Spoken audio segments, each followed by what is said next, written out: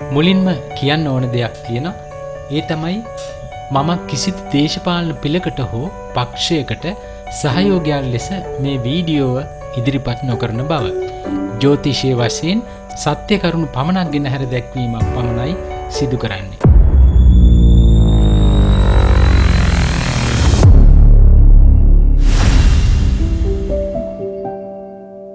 ආයිබෝවන් 2025 මාර්තු මාසේ 29 වැනි සෙනසුරාදා රාත්‍රී 9:44ට සිදුවන සෙනසුරු ග්‍රහමාරුව රටටත් ඔබටත් බලපාන ආකාරය පිළිබඳවයි අද වීඩියෝ එකෙන් ගෙන එන්නේ.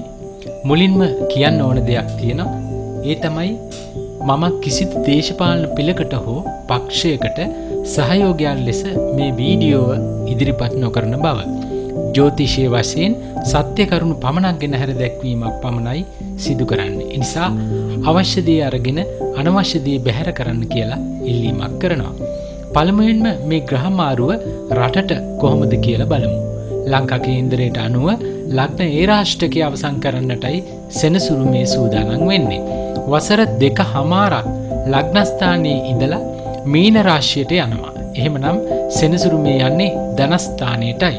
වැඩ කරන ජනතාවට හොඳ කාලයක් තමයි උදා වෙන්නේ. සෙනසුරු සාධාරණයෙන් වැඩ කරන අයට ශක්තිය, බලය, ආරක්ෂාව ලබා දෙනවා. හැබැයි දූෂකයන්ට, වංචාකාරයින්ට නම් අපල සහිත කාලයක්.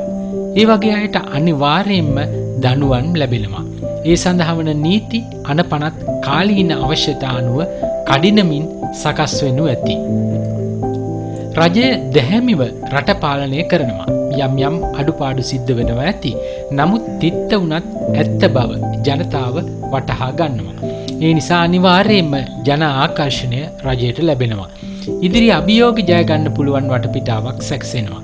ඒ නිසා සාධාරණව ජීවත් වන මිනිස්සුන්ගේ සහයෝගය රජයට ලැබෙනවා.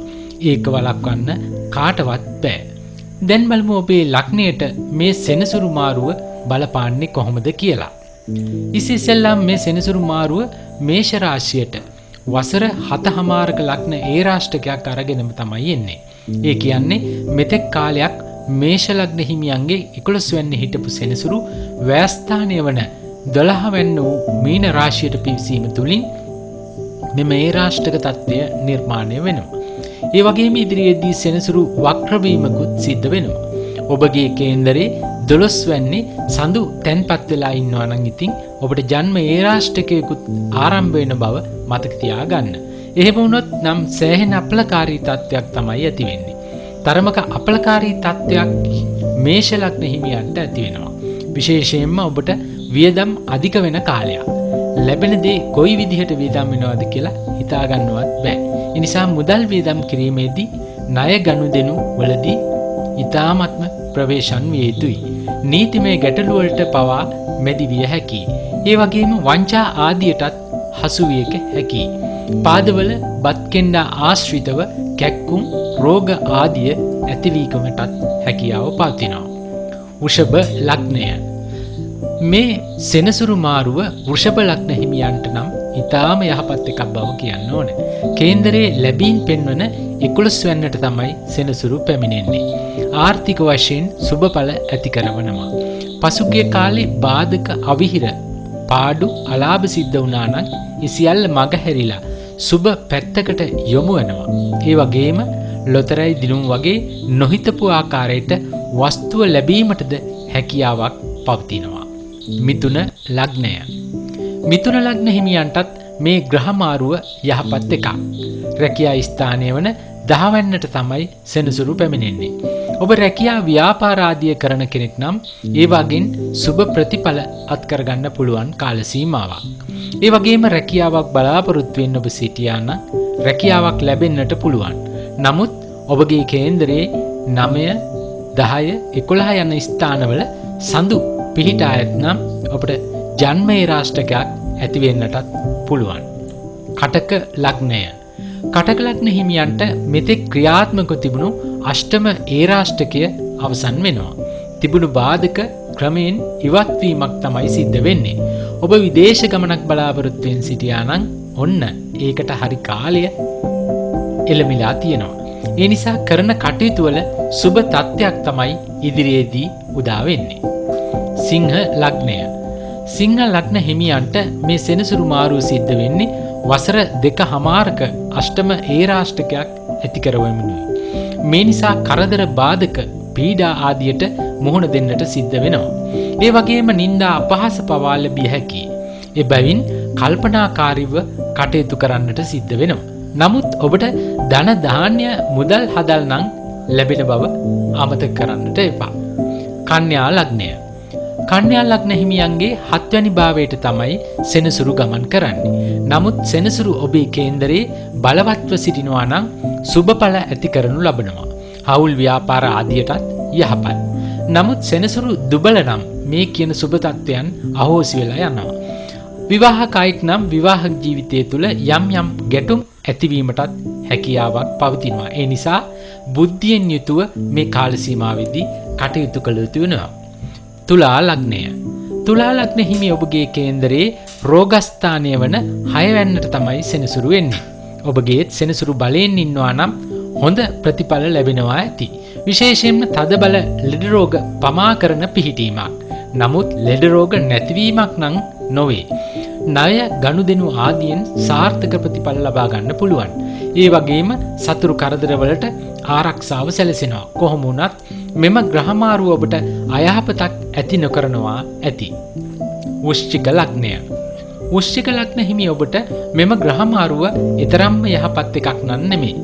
විශේෂයෙන්ම දරුඵල අඩු වෙන්නට පුළුවන්. ඒ වගේම දරුවන් නිසා චිත්ත පීඩා ඇති වෙන්නටත් හැකියාව පවතිනවා. ආධාර සම්බන්ධතා බිඳෙන සුළු ස්වභාවයක් ඇති වෙන්න පුළුවන්. අධ්‍යාපනය ලබන දරුවන්ගේ අධ්‍යාපන කටයුතු වලට යම් බාධා ඇතිවීමටත් හැකියාව පවතිනවා. කම්මැලිකම් උදාසීන ගතිත් ඇති වෙනවා. ඒ වගේම නිතර දුක් කරදර වලටත් මූණ පාන්නට සිදු වෙනවා ඇති. ධනු ලග්නය. ධනු ලග්න හිමි ඔබගේ 4 වැන්නට තමයි සෙනසුරු පැමිණෙන්නේ. සෙනසුරු දුබල නම් ගේ දොර ඉඩකඩම් සම්බන්ධ ප්‍රශ්න ඇති විය හැකියි. නෑදෑයන් නිසා තමන්ගේ වස්තුව විනාශ වීමටද හැකියාව පවතිනවා.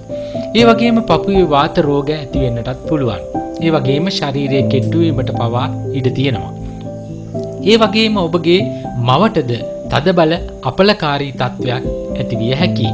සෙනසුරු බලවත් පිහිටා ඇතනම් මේ අසුබ තත්වයන් අවම වෙනවා ඇති. මකර ලග්නය. මකර ලග්න හිමි ඔබට මේ සෙනසුරු මාරුව යම් සහනශීලී කාල සීමාවක් කියලා කියන්න පුළුවන්. වසර 7මාරක් ලග්න ඒරාෂ්ටකයක් ගත කළා ඉන් නිදහස් වන කාල සීමාවයි. සතුරන් හිටියානම් ඔබට එයින් ජය ලබා ගන්නට පුළුවන්. ඒ වගේම අතපසුණු කටයුතු නැවත සාර්ථක කරගන්න පුළුවන්. ඔබට ධෛර්ය ශක්තිය වැඩි වෙන කාල සීමාවක්. කුම්භ ලග්නය. කුම්භ ලග්න හිමි ඔබට මේ සෙනසුරු මාරුව යහපත් එකක් බව කියන්නට පුළුවන්. ඔබේ ලග්නාධිපති තමයි සෙනසුරු. ආර්ථිකමය වශයෙන් දියුණුවක් මේ කාලය තුලදී ඇති වෙනවා. කෘෂිකාර්මික කටයුතු වලින්, ඒ වගේම භූමිය සම්බන්ධ වැඩ වලින් වගේම ප්‍රසිද්ධ ව්‍යාපාර ආදියෙන් ආදායම් ලැබීමට පිළිවන්. නමුත් පෞල් ජීවිතය තුළ නම් යම් යම් ගැටලුකාරී තත්ත්වයන් ඇතිවීමට පුළුවන්කමක් තියෙනවා. මීන ලග්නය. මීන ලග්න හිමි ඔබගේ කේන්දරයේ ලග්නස්ථානයේ තමයි සෙනසුරු පැමිණෙන්නේ. තරමක් අසුභකාරී තත්ත්වයන් තමයි ගෙන දෙන්නේ. මිල මුදල් වැඩවලින් පාඩු විඳින්නට සිදු වෙනවා. හිස සම්බන්ධ රෝගී තත්ත්වයන් ඇති වෙන්නටත් පුළුවන්කම තියෙනවා. ජීවිතය පිළිබඳව යම් යම් කලකිරීම් ඇති වෙන්නට පුළුවන්. ඒ නිසා මේ කාලය තුලදී බුද්ධියට ඉඩදී කල්පනාවෙන් කටයුතු කිරීමෙන් මෙම බාධාකාරී තත්ත්වයන් අවම කරගැනීමට හැකියාව පවතිනවා. ඔබ සියලු දෙනාටම යහපතක්ම වේවා.